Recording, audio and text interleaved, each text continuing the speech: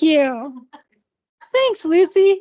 And just with that, we've actually changed our name. So it's Terri Cassidy with Fitness to Drive as of January 1st.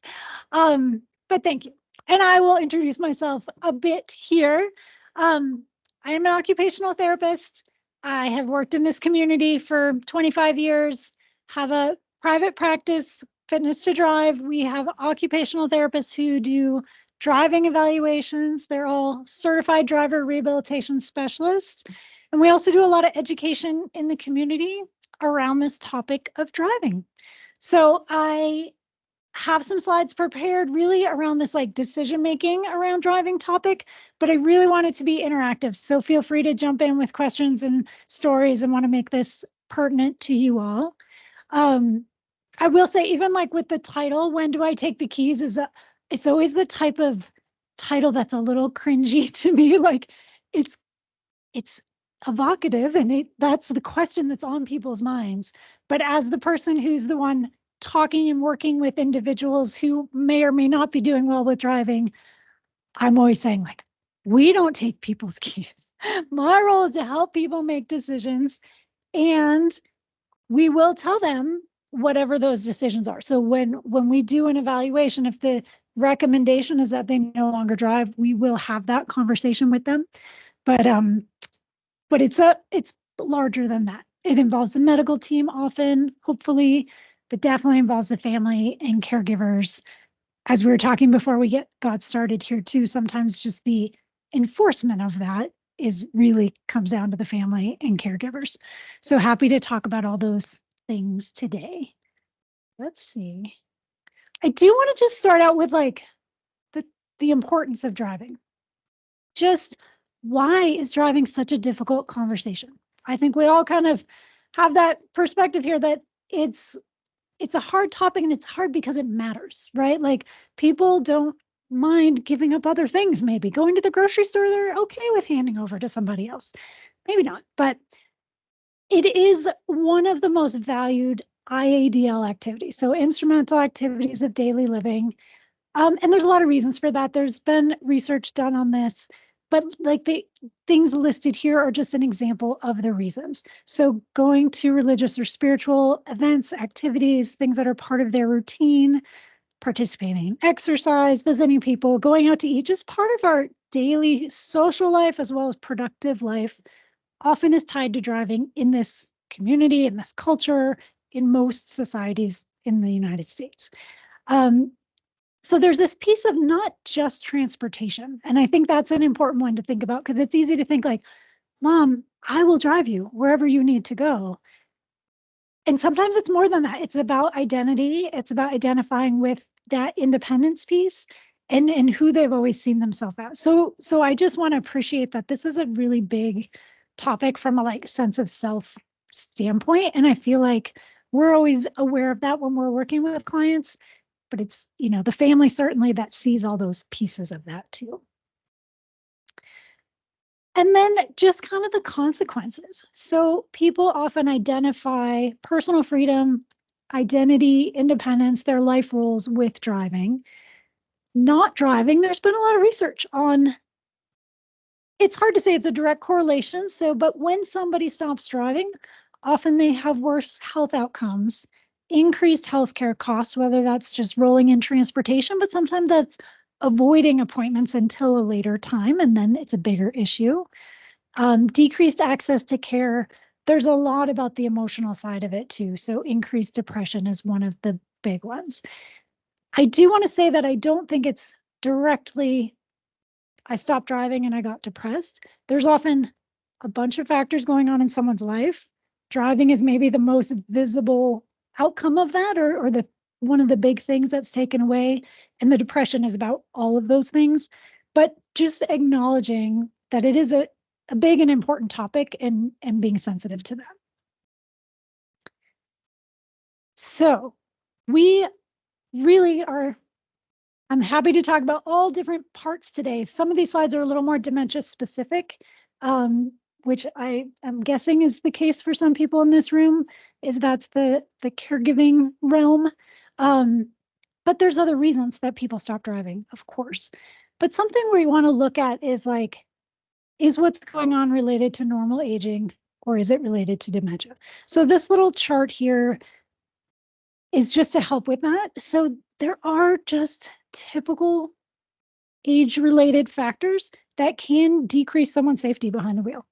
So things like vision, their flexibility, turning their neck to check over their shoulder, reaction time is something that commonly people need more time to respond to things as they get older, and the processing speed is part of that too.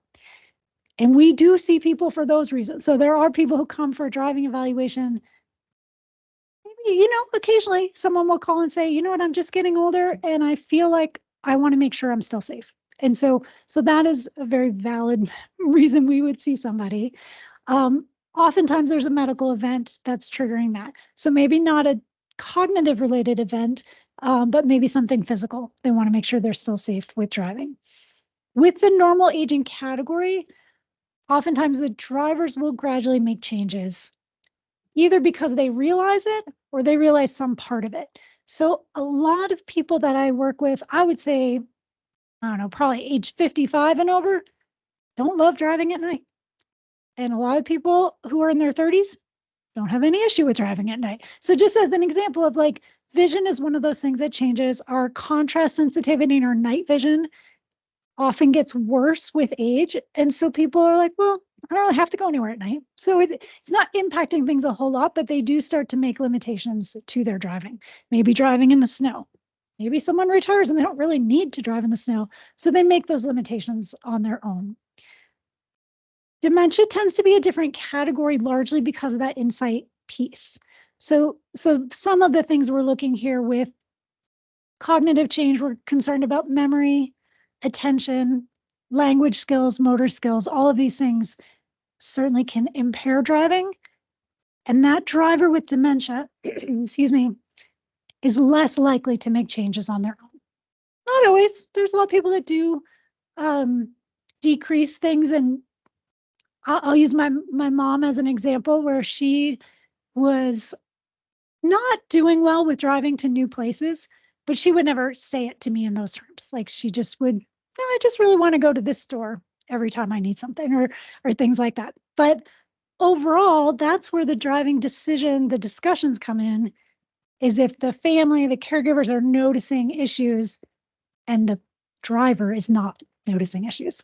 Otherwise, it'd be an easier conversation. So I'm just going to put this out there. This is some evidence-based consensus statements. So just a couple of things specific to driving and dementia. And this was a couple of years ago. So an individual with moderate to severe dementia should not drive.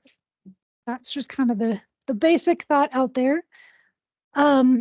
Individuals with very mild or mild may be appropriately referred for further testing when risk factors for unsafe driving are present. Occasionally, we get a call from a family that says, my wife was diagnosed with dementia. The doctor told her she had to stop driving because of the diagnosis. In my mind, the person deserves a chance to look at what's happening functionally. Now, if that's a moderate to severe dementia diagnosis, that makes a lot of sense. But we will certainly still see somebody who has a dementia diagnosis, largely in part to help everybody involved understand what the risk factors are, what's going on, and how that's impacting driving today, knowing that it's likely to change over time. Terri. Yeah.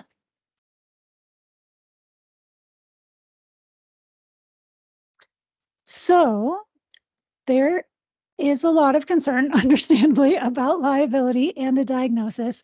To me, that's a good reason to have an objective third-party test done. So for example, if we have somebody who's been diagnosed with dementia, mild cognitive impairment even, they would come to see us, do an evaluation.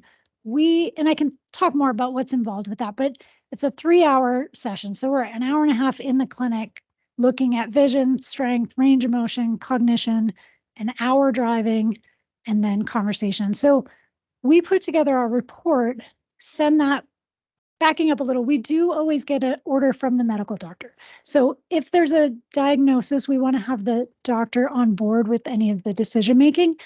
A big part of that is because it's the doctor who can report to the DMV, not me.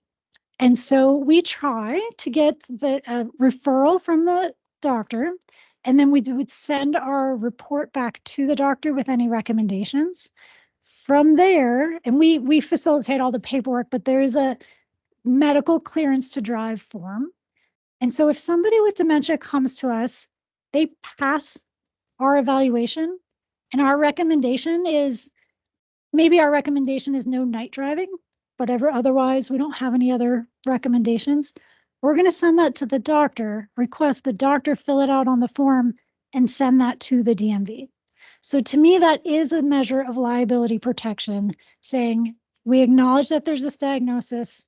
We did all kind of our due diligence to make sure driving is still safe at this time. We have the doctor on board, and that is submitted. Yeah.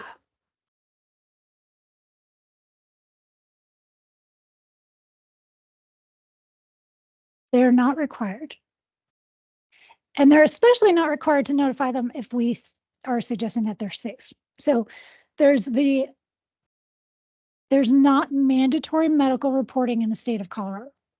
So the doctors are not required to do anything about driving, which is frustrating. It sounds like from looking at some of you guys. And I get it. I do present to like medical residents and to doctors when I can, and really trying to emphasize it may not be a state law, but there's an ethical responsibility. I really do think that that's physician specific and maybe generational to some extent. I do think a lot of the younger doctors are more collaborative in decision making and see that as their role. But I do have family sometimes who say, I went to my mom's doctor about this and he said he wouldn't mention anything to do with driving. So that does exist. We also have people who we send the form to, and we don't always know if they fill out the form or not. When a lot of clients that we work with have multiple medical providers, and it doesn't matter who fills out the form. So we're like, go with the one who's most likely, who you can get a hold of and who's most likely to fill it out. So it might be the neurologist that referred you, and you would hope they would be the one to follow up, but sometimes the PCP is the easiest to get in touch with. Yeah, you guys had other questions around that?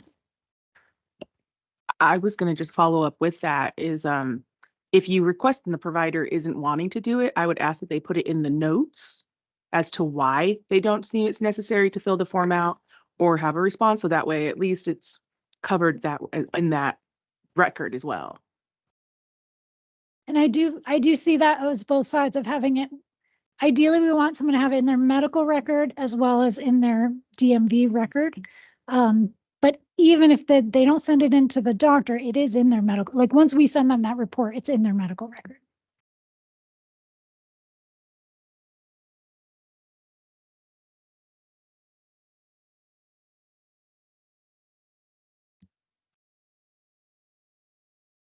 I'd be interested to see what happens.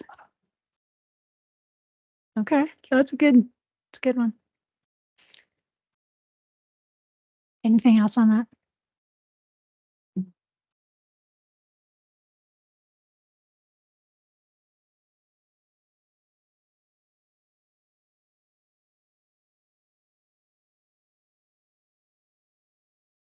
There used to be.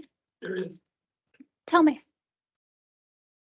So I turn 70 next month. My previous driver's license was good for like so.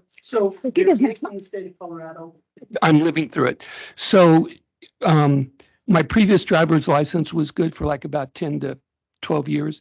The one that I just got renewed is good for 4 because I turned 70. So with the change that I had heard was that everybody's licenses are only good for 5.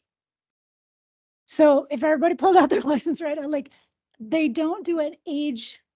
I mean, maybe that was a change just to make everybody's be 5 years, but from what I've seen in the law, there's not a change based on age because there's been so much pushback about any age discrimination around driving. What I've seen in the law is it's actually gone the opposite to where, and I don't know who lobbied for it, the optometrists were all against it, but you no longer need to provide proof that you've had a vision test until the age of 80. It used to be 70.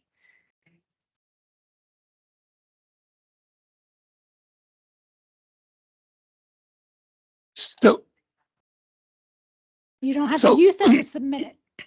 right, so renewing my license online, there was that question, and it was either yes, no. So when I checked yes, there was nothing that said I had to. I know, but at 70, there was nothing that said I had to prove that I had a vision test.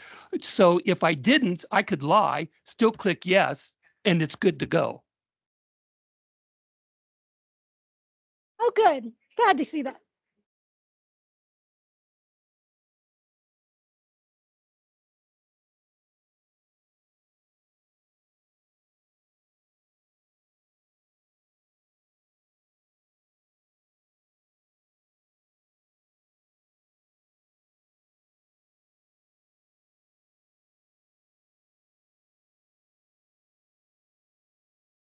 Yeah, so let's talk about that for a second in terms of reporting. I was just at a meeting earlier today, and this was kind of the big question is like, I'm concerned about my neighbor. Can I do anything?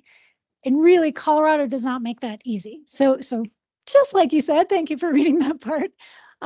Basically, the people who can report to the DMV are law enforcement, medical provider. Honestly, the medical provider is just MD, so doctor, physician's assistant, or optometrist, but not nurse practitioner because it's a very old law, nothing personal. And it's a pain because a lot of our clients just have like their provider is a nurse practitioner. So there's a lot of things that I would love to see changed in the laws in Colorado. And then immediate family. And it is not anonymous. We do have people who come and say, I got this letter in the mail saying I need to come in for a retest and I don't know why. And at that point, I will say, you can request to find out how that came about. So they don't necessarily send it, say, your daughter said you need to come in, but the individual can request to get that information, which I think is daunting for families, understandably. And I often say, try the doctor route in terms of, and the doctor has some options. The doctor can just outright cancel somebody's license. The family can't do that. The family can just request a reevaluation. The doctor could request a reeval or just make a decision about the license. The patient can appeal that. So if their doctor said, whether based on our report or just based on their testing, this person is not medically fit to drive, that person could appeal it, or they could go get a different doctor. And they get a different doctor who will fill out that form with a different answer. And that most current answer is what is valid. It's a little scary. But that's what we're dealing with. And I feel like a lot of times these decisions are more effectively made and enforced with family and caregiving circles than kind of the legal route isn't the only option. So that's my question then. How's it enforced? So let's say whatever the process works and whoever was supposed to do what they did actually did it and the doctor reports it and now the DMV knows that Betty shouldn't be driving. Who goes and gets Betty's license? Who tells Betty? Does Betty just go to jail when she gets pulled over? Like what happens to Betty? Yeah, good questions. So Betty, for all she knows, she still has a license in her hand. Doesn't even have a hole punched in it. She will get a letter in the mail, say your license has been canceled and denied. Please come in and for free get a Colorado state ID. Let's say Betty doesn't get her mail, doesn't see her mail, has moved to a new address, or gets it, reads it, and forgets. She thinks she has a valid license, but if she did get pulled over for anything, they would say your license isn't valid. So that's where it's tricky for family too, because mom thinks her license is valid. It's still in her hand, even though it's been canceled. It's considered canceled legally.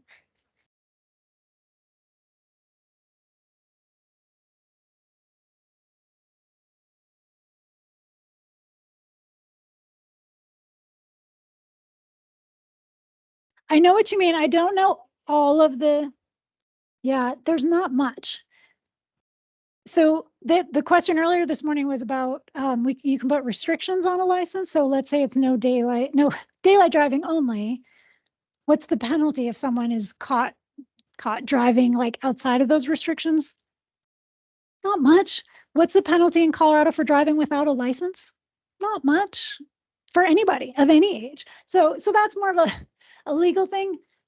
A lot of people with cognitive impairment, if someone takes their license, they still have a car. You know, it doesn't mean they're not going to get in their car. So it's tricky.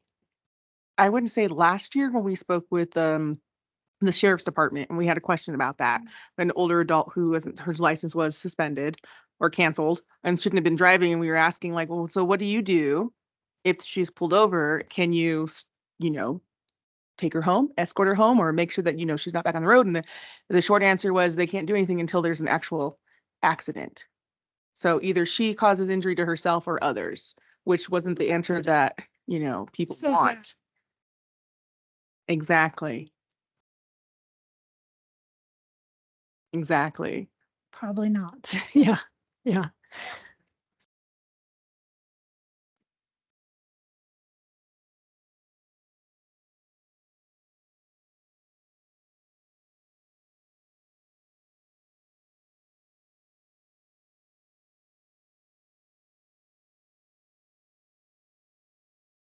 That's what comes up. It comes down to more like in the unlikely event of a criminal lawsuit. Like it's not so much like you're going to be fined or this. I mean, there may be some of those, but kind of with any of this driving stuff, that's worst case scenario is that there's a lawsuit.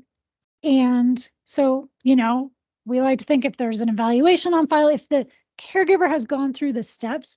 I presented to an Alzheimer's Association conference with an attorney one time, and he was very much seeing things from that side of like, if you're the caregiver and you are allowing, your mom knows where the keys are, whether she has a license or not, then potentially that could be on you too, which is really, really scary.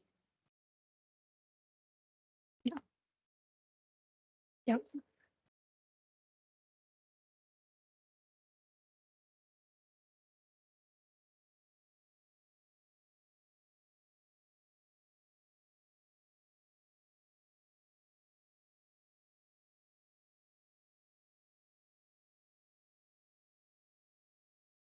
Mm.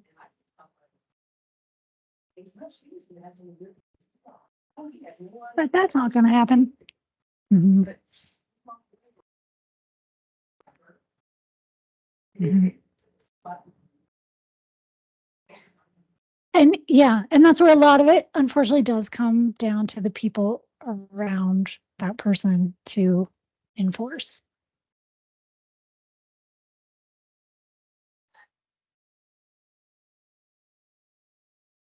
Yeah, I mean, they're really hard questions and I don't have answers to all these. I don't know about the keys. In terms of the car, yeah. I mean, we've had stories where they call the cops, say my daughter took my car. And they did. So, you know, I'm going to say start these conversations early, have these conversations often, build that rapport around driving before you need it. But it's a really, I mean, it's a hard topic for good reason, sadly. If you have power of attorney, that's another great thing to bring up. Get power of attorney early.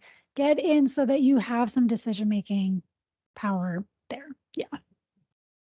I'm just going to go through the rest of these. Here's what I was just saying. Counseling should start immediately, anticipating that cessation will likely occur. So for those people that do come and see us and they are given a like pass with restrictions, we are also recommending to their doctor and to them that they come back in a year. 9 months to a year is what the Neurological Academy recommends. We see it in a lot of ways as a baseline assessment. And at that consultation, we're having the conversation of the trick is trying to decide when you are going to need to give up your keys. So we can fairly bluntly have conversations with people at this point because they're not usually our mother, and have these discussions about how are you and your daughter, we do want caregivers to be there. How are you going to know when it's time? And just try to like initiate some of that thinking. Sometimes that isn't possible, isn't going to happen. But pretty much with everybody we see, we are bringing up this idea of dementia or not, the statistics show that we will outlive our ability to drive. Men by 7 years, women by 10 years. And so if we can start to like have a culture that expects there's a point where we drive our elders places and we have services to help with that, that would sure make this conversation easier and more pleasant. And just to put in a plug, what Terri is talking about overlaps with how well the family members understand dementia, the changes in the brain, what it does in terms of inability to think and process and rational thinking. And we have a number of great resources in the community that you can get a hold of, like Paula Levy with Never Alone Consulting, who can talk to you about the practical ways that you can begin to deal with that. Because if you try to deal with this from a rational point of view, you're going to fail every time. And you're just going to piss your family member off. And there are tricks and ways to begin to do that, but you can't do it alone. You've got to learn from a dementia expert in terms of how to do that.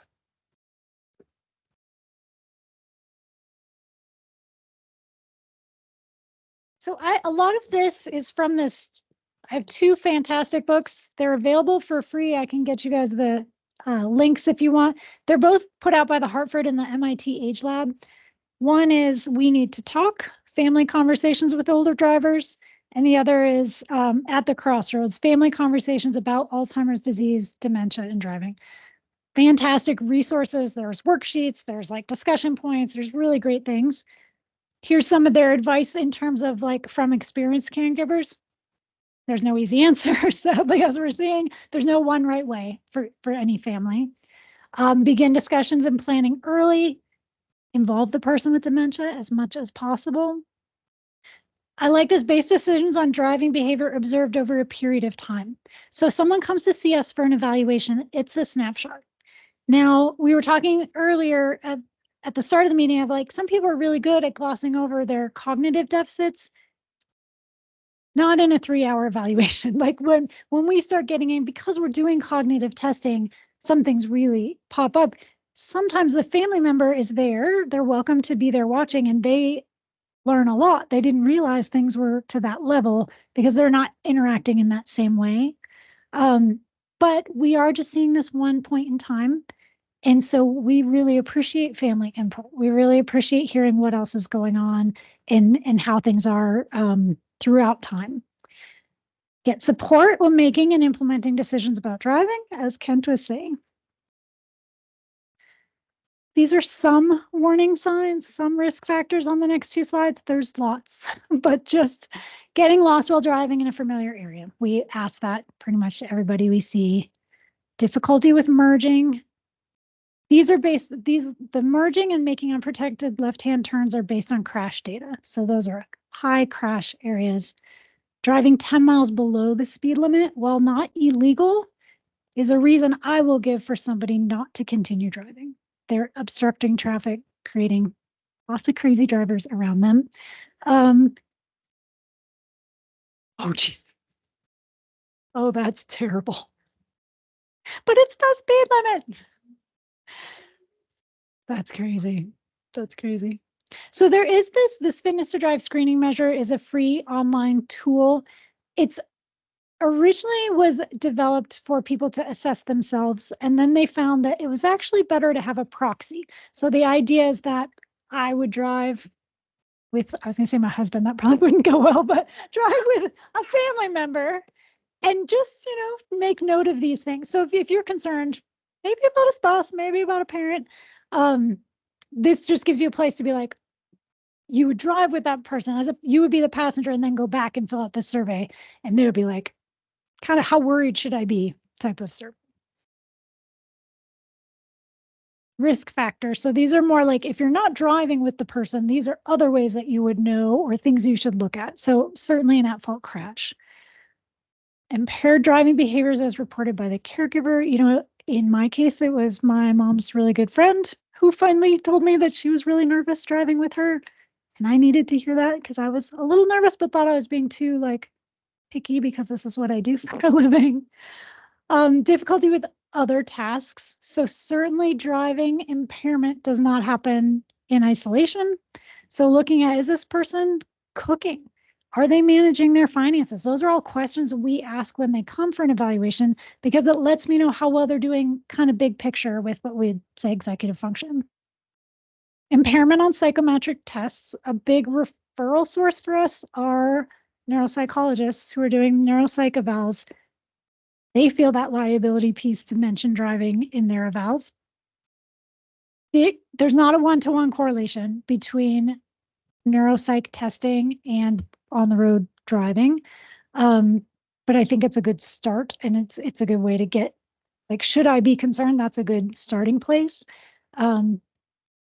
It can vary, but I feel like either way, if someone, even in our clinical testing, if they're not doing well on the cognitive testing and maybe they drive great, there's still some concern there that that cognitive level is going to catch up with the physical performance. And then the tough part is deciding when. And history of falls. So there is an increased crash risk for those who've fallen in the past 6 months.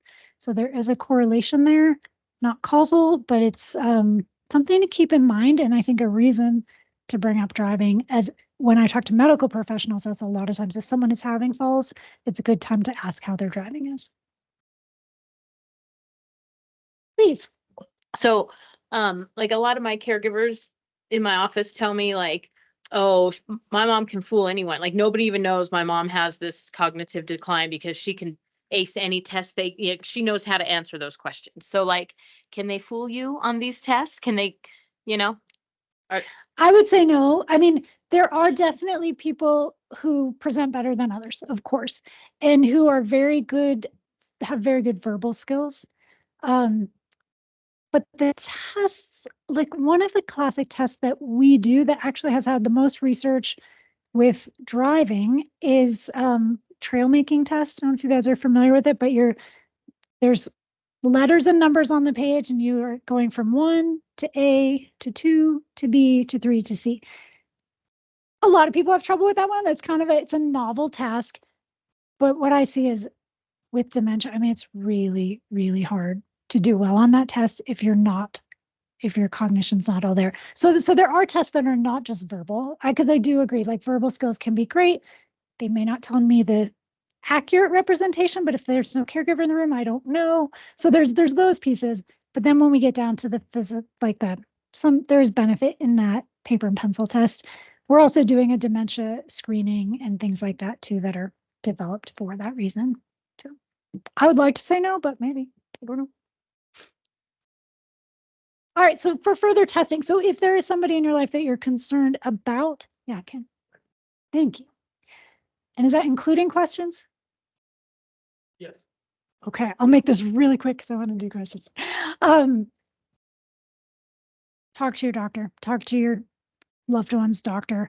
Certainly a neuropsychological test should have some implications for driving. In particular, often the visual motor integration pieces and visual perceptual pieces of that test can indicate some things around driving. Occupational therapy evaluation, like at both Memorial and Penrose Hospital, will do a clinical evaluation, so it might be covered through insurance, but looking at driving specific realms, and then they would refer to us for behind the wheel, most likely. And then on the road driving test is honestly the most valid in terms of what that person will accept as a driving test.